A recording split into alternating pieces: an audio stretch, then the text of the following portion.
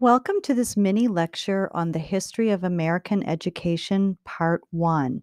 This presentation accompanies Chapter 4 in the textbook and also brings in the ideas from philosophies of education that we covered last week. This big idea about education, beginning in colonial times and moving to the present, is that an education or some kind of formal schooling could prepare people to live productive lives. That means it prepares people to function in society, right? Before we begin exploring the history of education, it's important to remember our purpose in this course. We're here to critically examine the institution of education, and we do this by asking difficult questions. So let's pause for a moment and consider this philosophy of education that comes from the idea about schools preparing people to live productive lives. Philosophy helps us critique in a systematic way. So we've said that the purpose here was to prepare people to function, to be productive. Let's ask, so what does that mean for the role of teachers? What would the curriculum be? Who would attend school, and what would an educated person look like?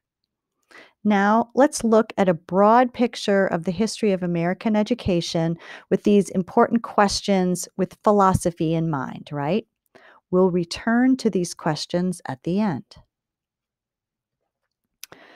So, important to the history of education in the colonies is the influence of economic, religious, and government factors and the different groups of people living in the community.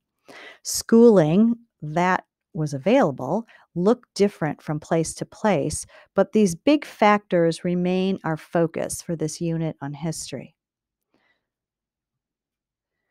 Most of us have probably seen many versions of the 13 original colonies depicted in the map here. One way to approach the history of education is to look at regional influences, which we said were largely economic, religious, and governmental. These factors were interconnected and expressed in different ways throughout the colonies. For instance, in the New England colonies, which were Maine, Vermont, New Hampshire, Massachusetts, Connecticut, and Rhode Island, the economy was a system of small farms, villages, and towns. Most people shared Puritan religious beliefs, and the population was very homogeneous. A local system of government maintained public schools. In the middle colonies, which were Pennsylvania, New Jersey, New York, Delaware, and Maryland, the economy was also based on small farms, villages, and towns.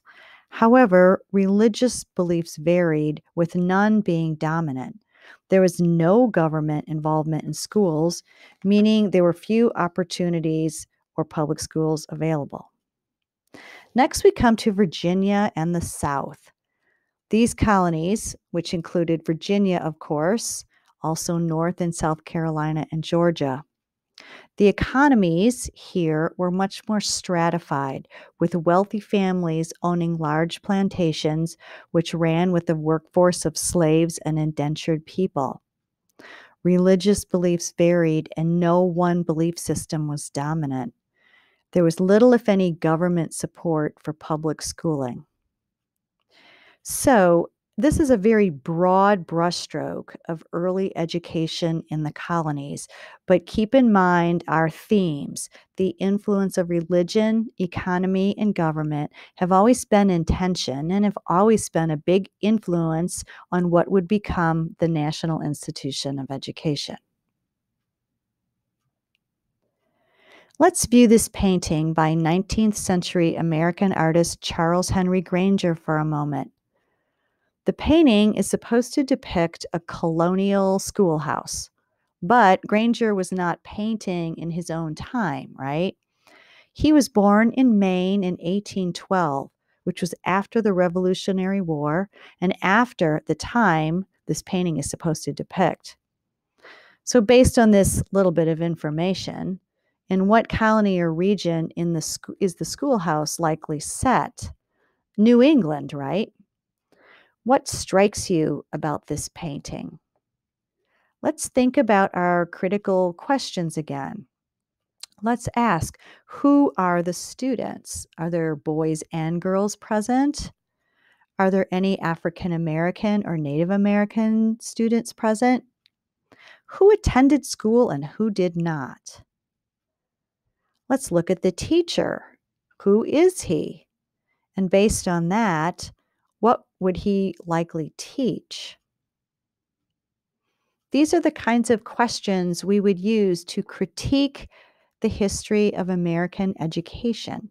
This picture is a great tool for helping us do that.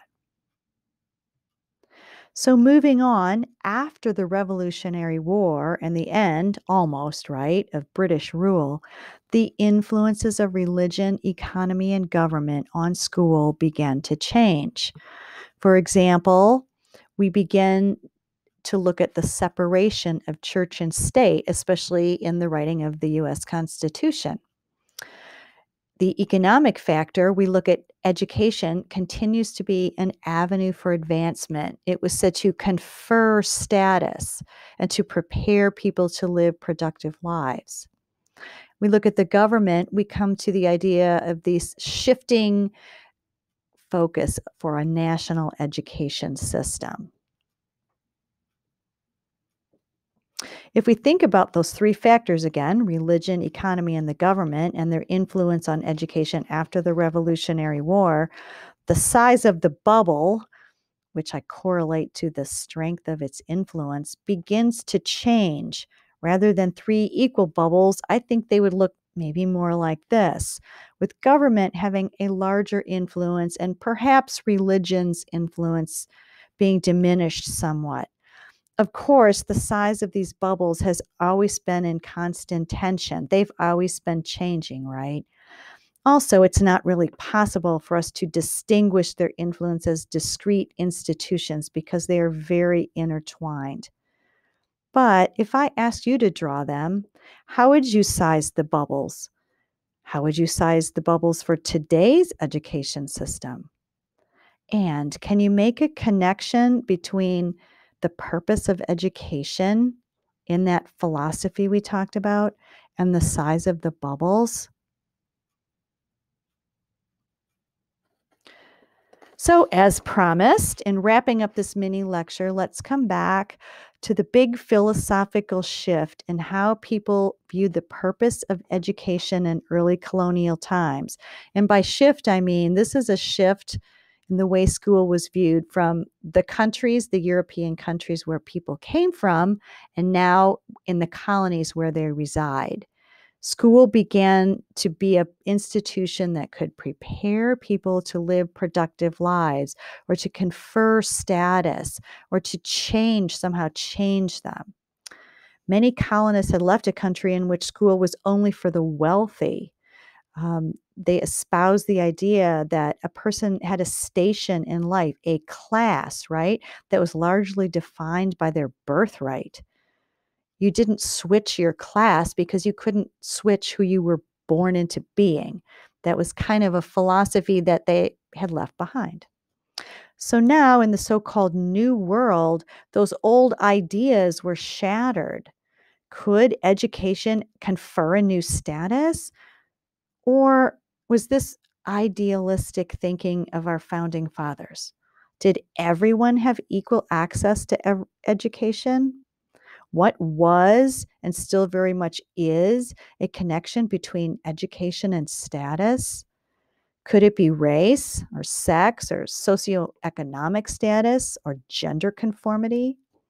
Was religion really separated from state? And finally, who benefits when people live productive lives? These are big questions that have many answers depending on your philosophical perspective. But this is the critical attitude I want you to maintain as we work through the big ideas of the history of education.